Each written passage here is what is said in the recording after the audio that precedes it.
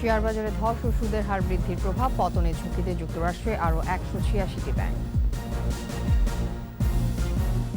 13 বছরেও নিশ্চিত হয়নি পাটের তৈরি মোড়ক ব্যবহার, আইন কার্যকর করার তাগিদ। টানা ষষ্ঠবারের মতো বিশ্বের সবচেয়ে সুখী দেশ ফিনল্যান্ড, তালিকায় 100-র মধ্যেও নেই বাংলাদেশ।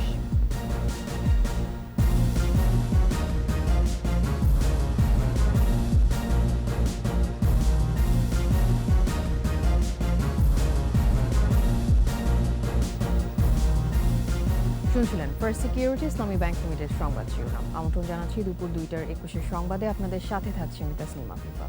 দর্শক, 21 টেলিভিশনের সংবাদ একই সাথে সরাসরি দেখতে পাবেন আমাদের ফেসবুক পেজ www.facebook.com/2124 অনলাইনে। সংবাদ আরও থাকছে। বাংলা বর্ণমালা সাজানো বৈজ্ঞানিক পন্থায়, নতুন করে সংযোজন বিয়োজনের প্রয়োজন নেই বললেন সেলিনা হোসেন।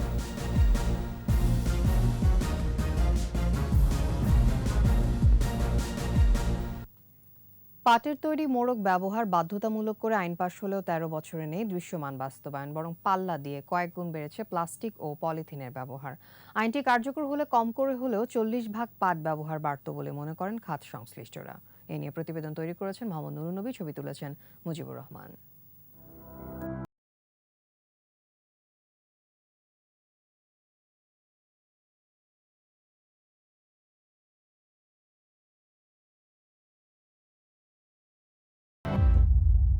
এই প্লাস্টিক অনিঃশেষ, দীর্ঘদিনেও শেষ হয় না বিনাশ, বরং পরিবেশের নিরন্তর ক্ষতি করেই চলে। বাধাগ্রস্ত হয় জমির উর্বরতা।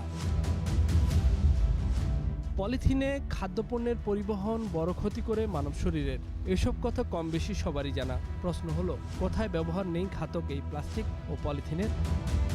পথঘাট, অলিগলি, সুয়ারেজ লাইন, এমনকি নদ নদী, জলাধার, শহর থেকে গ্রাম সবখানেই সরব উপস্থিতি পলিথিন, প্লাস্টিকের।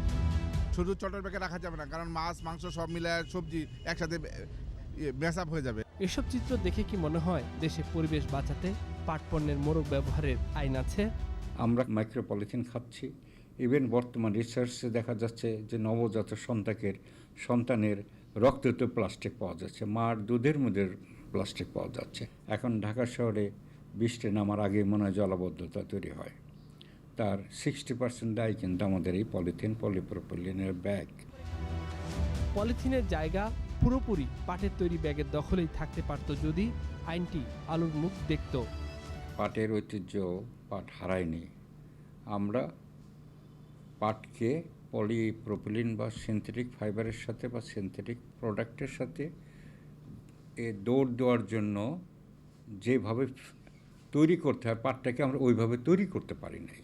পাটের যে গুণাগুণগুলির জন্য পাট পিছিয়ে পড়ে যাচ্ছে, সেই জায়গাটুকু আমরা উন্নত করতে পারলে পলিথিনের চেয়ে আমাদের জায়গায় সে সমানে দৌড়াইতে পারত।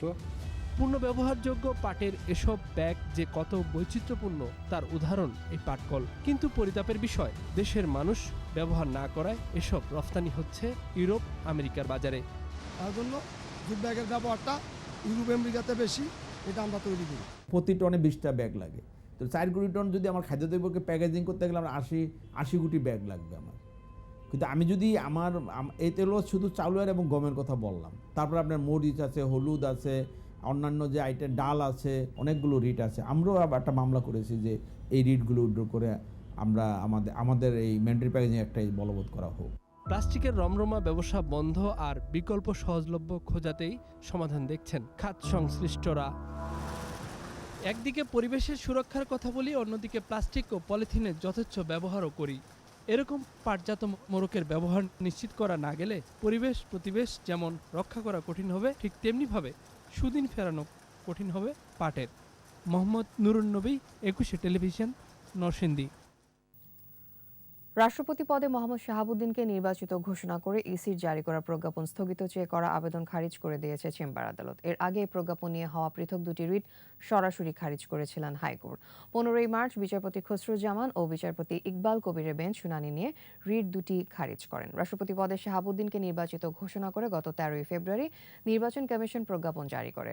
বর্তমান রাষ্ট্রপতি আব্দুল হামিদের মেয়াদ আগামী 23 এপ্রিল শেষ হবে। নবনির্বাচিত রাষ্ট্রপতি শাহাবুদ্দিনের 24 এপ্রিল থেকে দায়িত্বভার গ্রহণ করার কথা।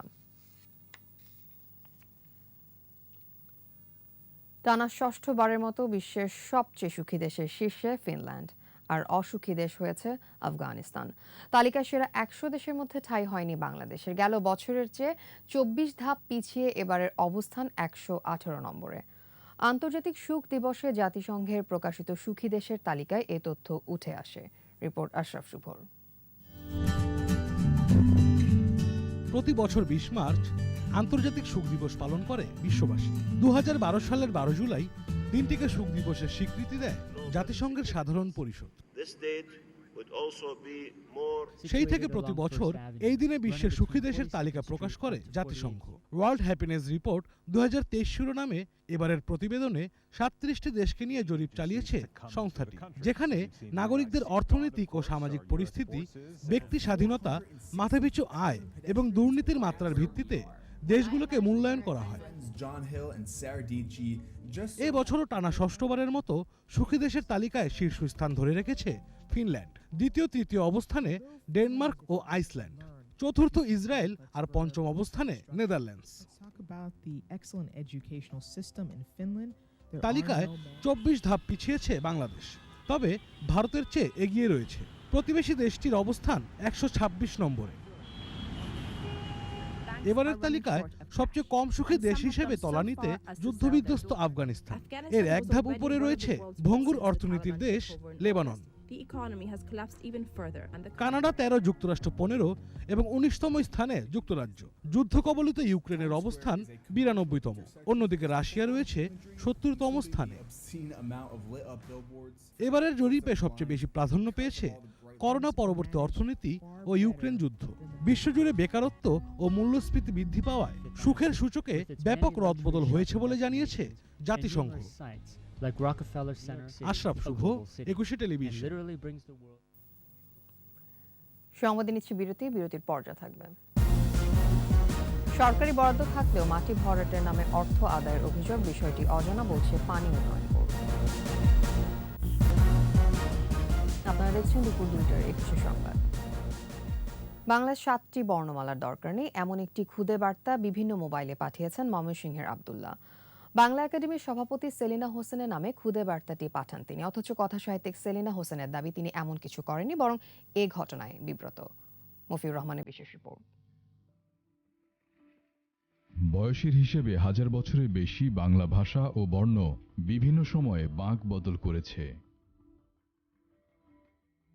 বিন্যাস পুনর্বিন্যাসে আবর্তিত বাংলা বর্ণ হ্রাস হয়েছে একাধিকবার।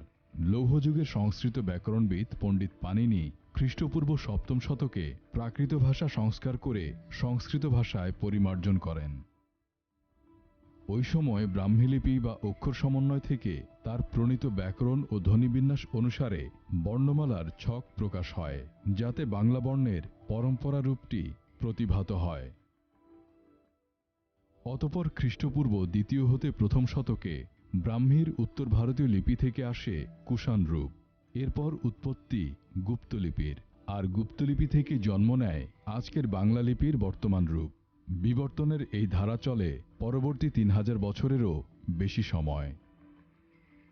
প্রবাহমান এই কালে ভাষাপণ্ডিতরা করেছেন সংস্কার, পরিবর্তনের মধ্য দিয়ে এনেছেন সৌকর্য, যার সর্বশেষ উদাহরণ ঈশ্বরচন্দ্র বিদ্যাসাগর।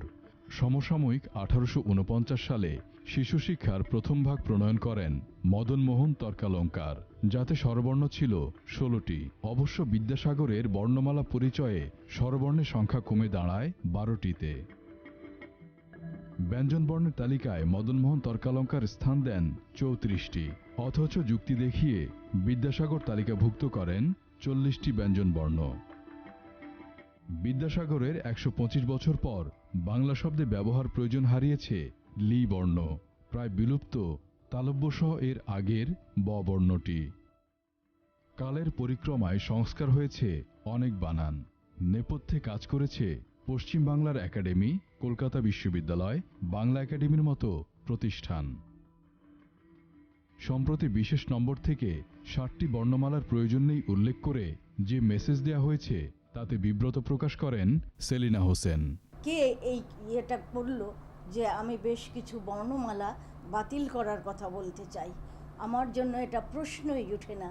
আমি একজন লেখক হিসেবে বর্ণমালা বাতিল করতে বলবো কেন? এটা তো আমাদের বাতিল করার স্বার্থ নয়। কথাসাহিত্যিক সেলিনার দাবি, কোনো একটি পক্ষ তাকে বিতর্কিত করতেই এমন কাজ করেছে। এই জায়গাটাকে ধারণ করে আমাকে অপমান করার জন্য কারা এটি করলো, কে এটি করলো, এটা আমার কাছে একটি দুঃখজনক ঘটনা। সেলিনা হোসেন বলেন, বাংলা বর্ণমালা সাজানো হয়েছে সর্বোচ্চ বৈজ্ঞানিক পন্থায়। এখানে নতুন করে সংযোজন বিয়োজনের আপাতত প্রয়োজন নেই। মফিউর রহমান, একুশে টেলিভিশন, ঢাকা। সরকারি বরাদ্দ থাকা সত্ত্বেও মাটি ভরাটের নামে স্থানীয়দের কাছ থেকে অর্থ আদায় করছেন সুরমা নদী ড্রেজিংয়ের ঠিকাদাররা।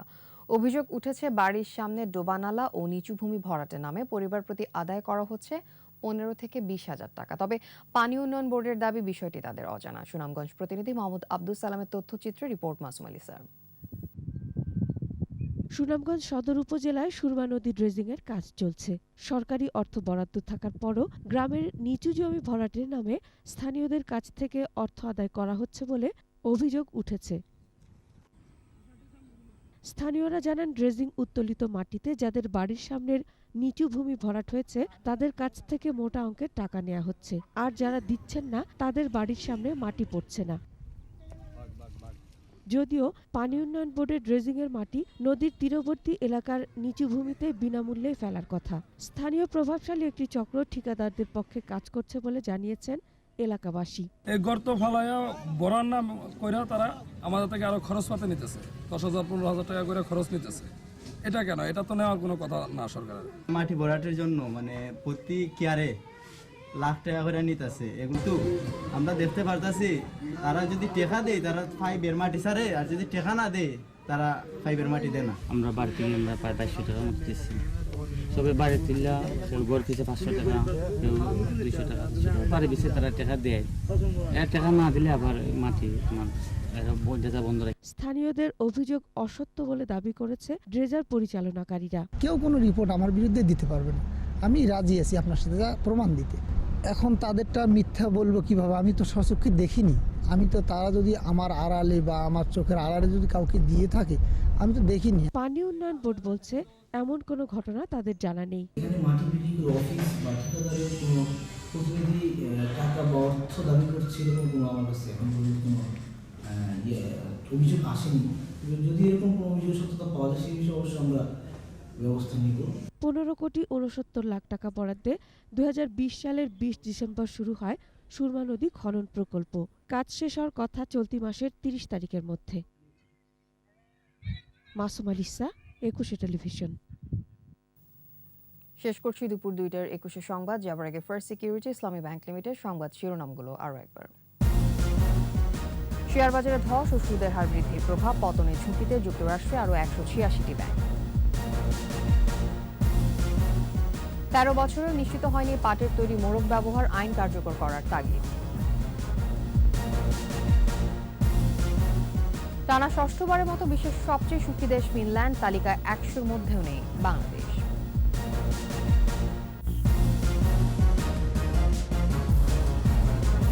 সর্বশেষ খবর জানতে ডায়াল করুন 2021 নম্বরে, আর ভিজিট করুন ekushe-tv.com এর ওয়েবসাইটে। এছাড়া ফেসবুকে লগ ইন করতে পারেন facebook.com/ekushe24 অনলাইনে। এতক্ষণ সাথে থাকার জন্য ধন্যবাদ। সন্ধ্যা 6টায় একুশে দেশের সংবাদ দেখার আমন্ত্রণ রইল। স্বাস্থ্যবিধি মেনে চলুন, নিরাপদে থাকুন, একুশের সাথেই থাকুন।